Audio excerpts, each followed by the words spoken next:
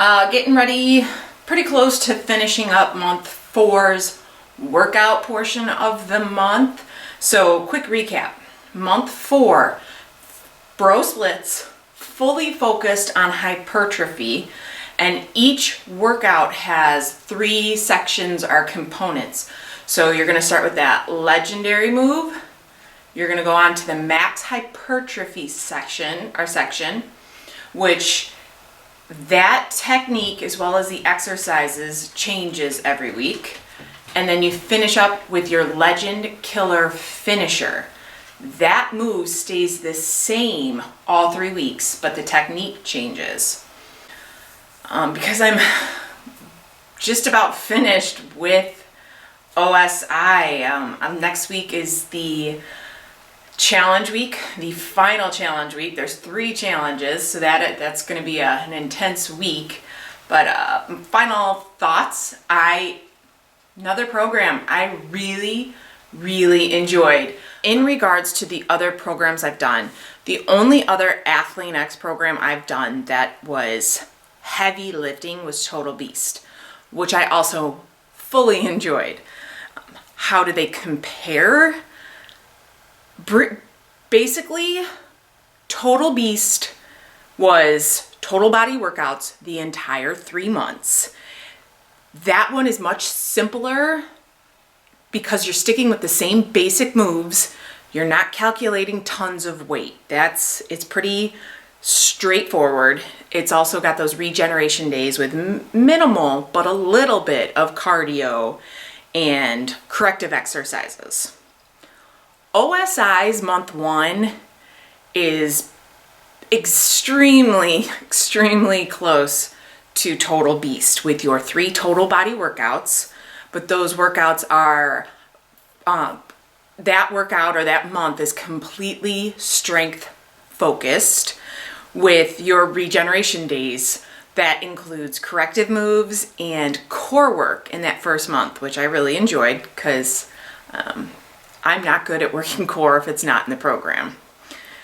But then, and this is something I really loved about OSI, every month changes, and it changes drastically.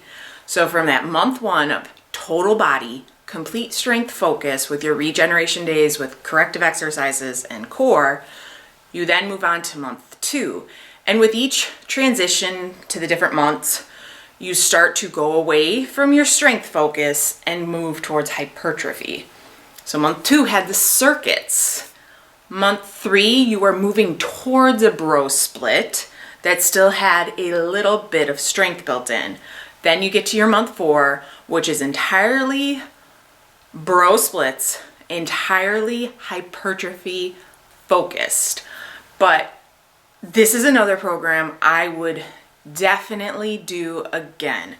I find that it satisfies my need to change it up because I hit a wall. I'm finding by the time I got to that end of the month, it was like, yeah, it's time. I need to change. This is getting it's too redundant or stagnant for me.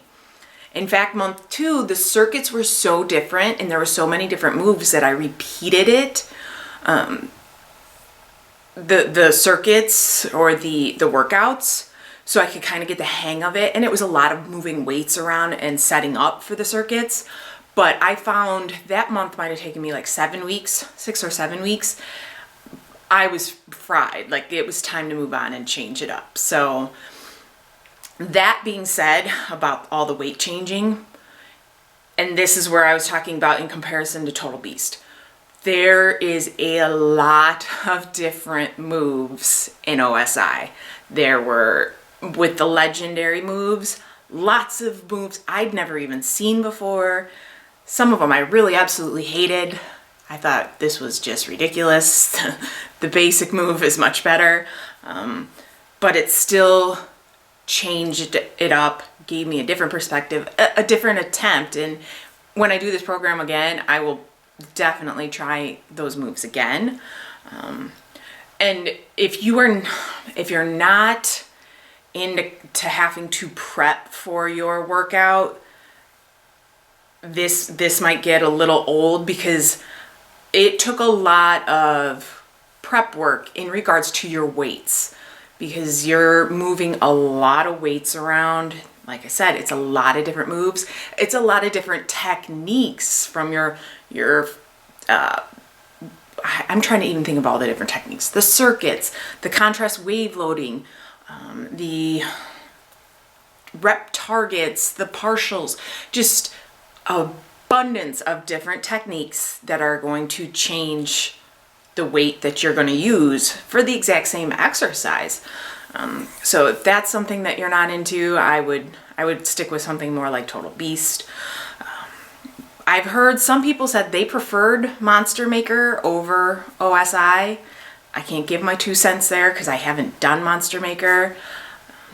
In the future, I probably will. I'm finding different programs are keeping me very focused and interested, but I thoroughly enjoyed this program. 2 things though. Well, I should say 3. There is no cardio built into this program. Besides month 1, there is no core built into this program. There's not a lot, hardly at all, mobility, flexibility moves. And I will definitely say, because this is an intense program without adding on any of your own cardio core stretching. And I have been very, very bad about doing that, very lax. I have gotten stiffer and tighter as this program has gone on, and it's going to be addressed in the next workout program that I've concocted for myself, which I'll talk more about again next week. But results. I don't have numbers. I don't have weight. I don't have percentages. I've been at this so long that weighing myself, measuring it, I've just shied away from that. I mean, that's part of the reason these videos, I was standing back a little bit. I feel as though I've gained muscle mass, I've lost some body fat, I've definitely gained strength. I've seen that in my weightlifting numbers. I've seen that in, your regular push-ups, pull-ups, the number of reps you can do. I'm very happy with my results. My husband the other day said to me, he's like, your arms are looking pretty ripped. So that's about the input I can give you on results. I got a couple more workouts to do this week, and then I will be moving on to challenge week. The other thing about OSI, if you don't have access to a commercial gym, if you've seen my basement gym, my home gym, it's quite the setup that I built down here. There is a lot of equipment requirements for OSI. I have used my cable machine in this program more than any program. In fact, just today's back workout, you saw I bought the landmine attachment. As he says in the demo video, you can use a corner, wrap, a towel or whatever, and put it in a corner. I don't even have like a ton of corners in my basement. It's a basement. I use up what I can. So I even have a landmine attachment. And then the variety of weight requirements for the dumbbells and the barbells, it's very vast. So you're going to need quite a bit of setup and equipment. One other note I should make, I get asked a couple of times. I don't have any experience with the nutrition or diet plans that go along with these programs. I've hardly looked at them. I never follow them. I don't. Also, the supplements, I don't utilize any of his supplements. I don't really utilize any supplements whatsoever. Maybe a little collagen peptides here and there, but that's more or less because the wrinkles are starting to show pretty bad. So again, another legendary exercise. I don't really know if I'm feeling it quite the way I'm supposed to feel it. It looks like a dumbbell pullover for the lats, but It's actually, I don't know the exact name, but it's just a couple nuances. Changing the move, and you're supposed to be using the upper chest to pull the dumbbell over. So really the only thing I'm feeling is a severe stretch in my abs. Again, with the smallest change.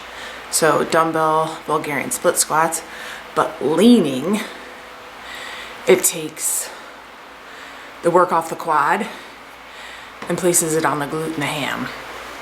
This week's technique in the max hypertrophy section of the workouts is partials.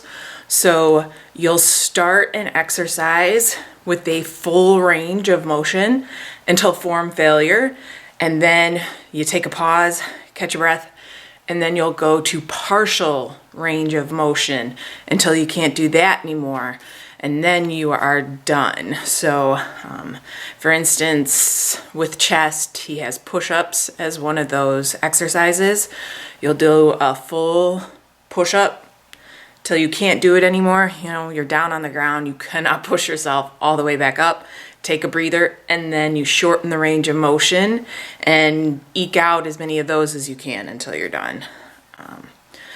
I'm pretty pumped. First set I did entirely in a full on your toes push-up, and then as the sets went on, I would start in that position, the full push-up, and then I dropped to my knees. But I'm definitely pumping out some more regular style push-ups than I was before, so that is a gain. The Legend Killer finisher this week is a killer. It's that same move from each previous week's Legend Killer finisher with just a different technique. So for chest, it's the bench press. This week's technique is called rep, rest, target. It involves a little bit of math, and you really want to stay focused or you'll lose count. But he gives you a specific number of reps that you have to complete. Between those reps, you eke out, and he gives you the amount of weight that you're supposed to use. So you eke out as many of those reps as you can, and then the remainder of what's left of those reps is your rest time. And then you pick up where you left off, eke out some more reps, then what's left of your reps to the target number of reps is your rest time. So as you accumulate reps, your rest time goes down and your fatigue definitely goes up. My safety bars definitely were necessary for this. So keep that in mind. Safety first, and it's going to be imperative this week.